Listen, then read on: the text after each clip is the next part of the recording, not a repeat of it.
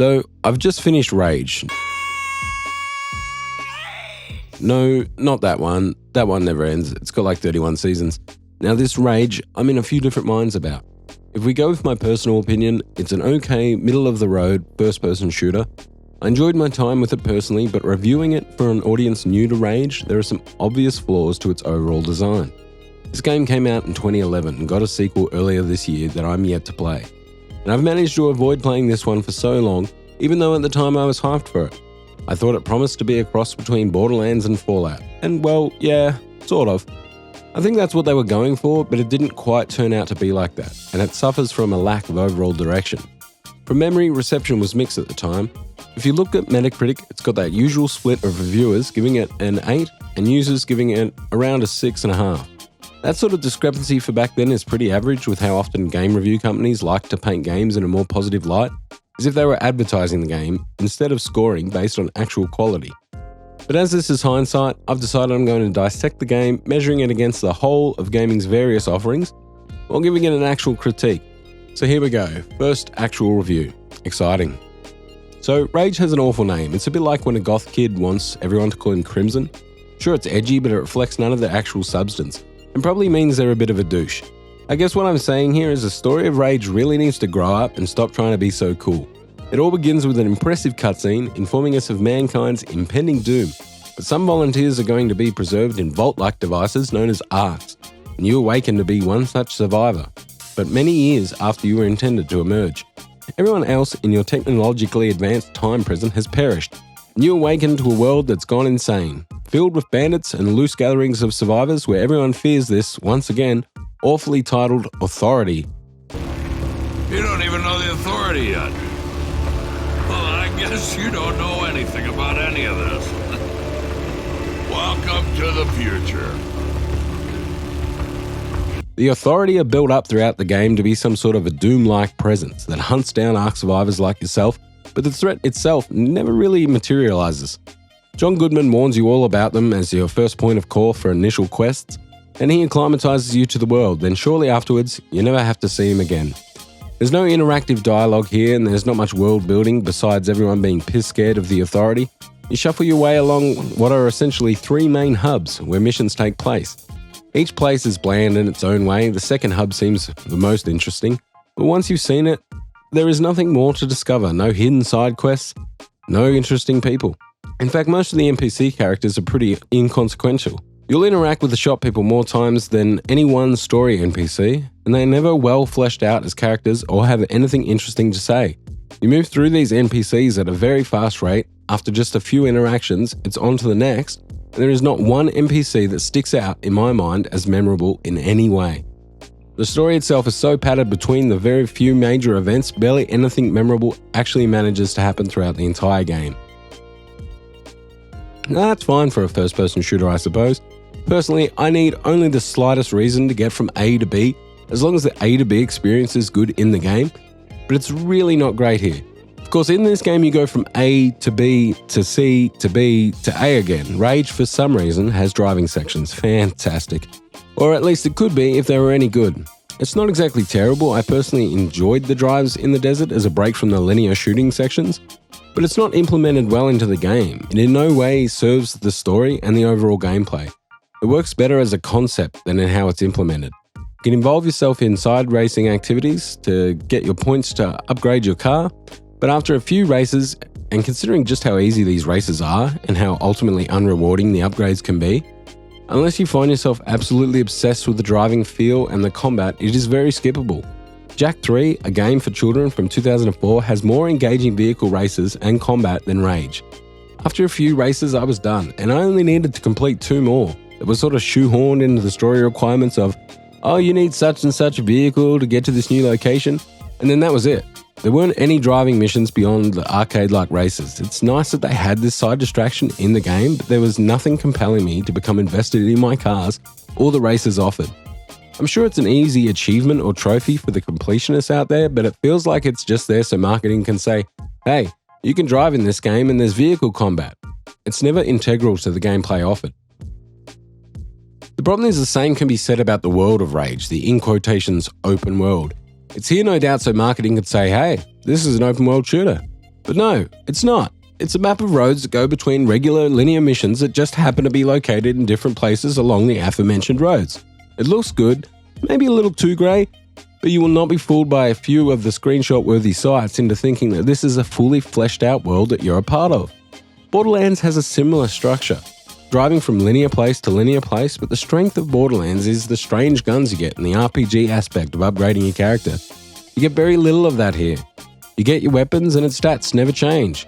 You can acquire different ammo types, like your shotgun can shoot blue orbs at people and it goes through armor better because science. Your crossbow has electro bolts that can kill a group of people with a standing in water, scripted usually. Explosive bolts you can learn to craft, and your machine guns both have armor-piercing ammo that does just that and has slightly better damage output overall. Unfortunately, once you figure out the best guns and ammo types for your playstyle, you may as well sell the ammo you pick up for the guns you don't need or use, because you're better off using what works. Enemies scale up slightly over the course of the game, and regular ammo just means more time spent shooting. Now keep in mind that I played through on hard, so that made the difference between the good guns and the shittier ones display a larger gap between them, or at least I would assume. Of course, I feel like I would have utilised each of the different weapons more if changing them wasn't so annoying. You can assign 4 different guns to change between on the fly, but to get to the others you have to either select them in the menu or assign it to one of the 4 slots you can actively quick select. It breaks the flow of combat when you have low ammo on your assigned weapons, and is really probably more due to the age of the game. I remember Fallout 3 had similar limitations, but a year before Rage released, Red Dead 1 had figured out a selection wheel. A similar system to selecting weapons is in place for combat items, and it limits the overall flow of using your gadgets when engaging enemies. Combat itself, if you disregard the weapons and the item changing, is actually pretty good. You can craft bandages that instantly get you out of the red, or wait behind cover for your health to regen. You can make turrets that kill your enemies for you, make little remote car bombs that drive over to your foes and explode. You even come with an inbuilt defibrillator that revives you if you go down and stuns or kills nearby enemies, depending on their distance from where you fell. There's a lot of ways to kill and a large kit to do it with.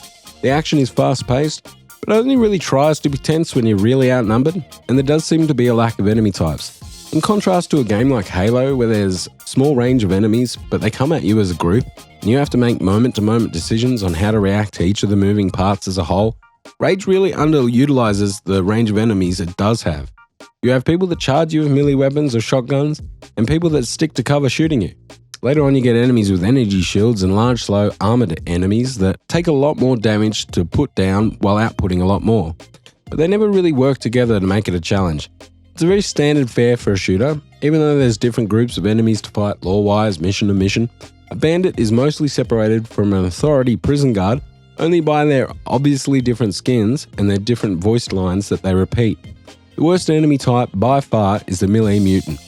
You will take hundreds of these guys down, and they disintegrate when they die, so you can't even collect ammo or scrap for crafting when you defeat them.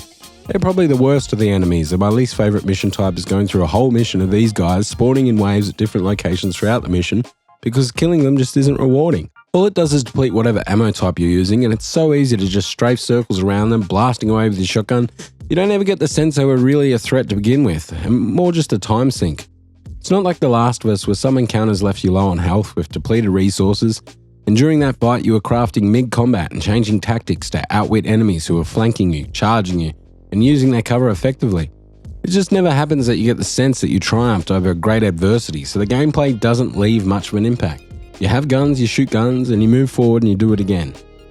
The missions themselves are structured well enough encounter to encounter, enough time to scavenge for the parts for your crafted items in between, but you won't really find much difference between sections or the missions, and there's almost no variety in the mission type.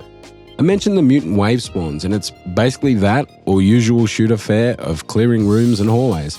The DLC for the game probably has a better range, but it's still not great and it's over very quickly.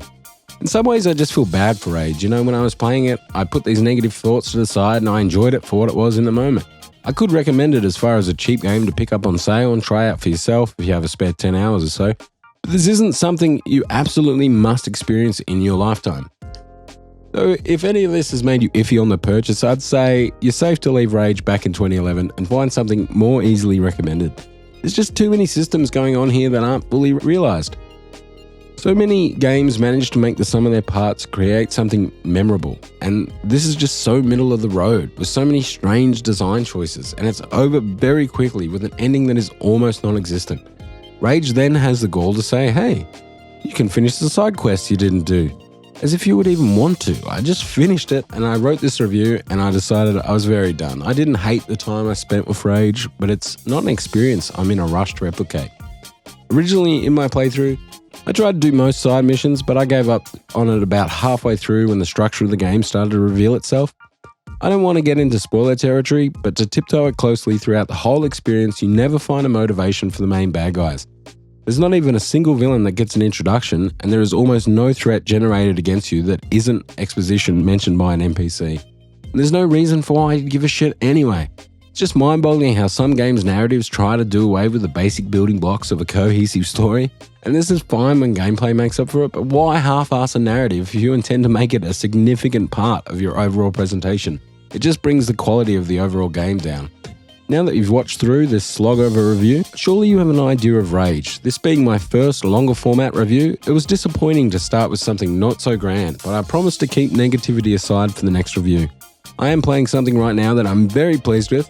I'm very keen to share it with you soon. But before that, let me know what you thought of Rage, whether you absolutely disagree with me or feel similar. I want to know down in the comments. Either way, chuck a like on this video, subscribe to my channel and ring the bell, so you can either argue or agree with each review as they come out. Oh, and let me know if you like the new format for this longer review. I'm hoping to be bringing out more of these in the future, so your opinions would be appreciated. I'm aiming at doing one-off reviews for various games and then going back for series retrospectives when I've got the footage and said games fresh in my mind. But until then, take it easy and have a bloody good one.